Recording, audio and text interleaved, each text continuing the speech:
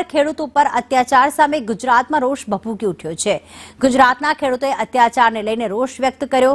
અત્યાચાર મુદ્દે ખેડૂત સંગઠનના મુકેશ રાજપરાએ નિવેદન આપ્યું છે કે ખેડૂતો સાથે આતંકવાદી હોય તે રીતે શા માટે વર્તન કરવામાં આવે છે, ખેડૂતોને અટકાવવામાં આવે છે। ખેડૂતો પોતાની માંગ લઈને આવી રહ્યા છે તો તેમને અટકાવવામાં કેમ આવી રહ્યા છે? જે રીતે આતંકવાદીઓને રોકવામાં આવી રહ્યા છે, જે રીતે આતંકવાદીઓ સાથે વર્તન કરવામાં આવી રહ્યા છે, તે રીતે શંભુ બોર્ડર પર ખેડૂતોને અટકાવવામાં આવ્યા છે। ખેડૂતો પર ટીયર ગેસના સેલ છોડવામાં આવી રહ્યા છે। આટલી કડકડતી ઠંડીમાં ખેડૂતો પર પાણીનો મારો ચલાવાય છે। માંગણી ન સંતોષાય તો દિલ્હીમાં ફરી આંદોલનની ચીમકી પણ ઉચ્ચારવામાં આવી।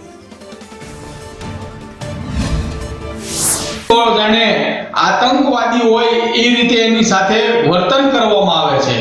તો ખેડૂત સેવા સંગઠન ગુજરાતના માધ્યમથી ભારતના વડાપ્રધાન શ્રીને પત્રમાં લખવામાં આવ્યું કે આ ભારત કૃષિ પ્રધાન દેશ હોય, ખેડૂતોના પડતર પ્રશ્નોને લઈ અને વ્યાજબી માંગણીઓ લઈ જ્યારે દિલ્હીની અંદર સરકાર પાસે વાતચીત કરવા આવતા હોય, આ ખેડૂતોને અટકાવવામાં ન આવે અને ખેડૂતોની વાત સાંભળવામાં આવે।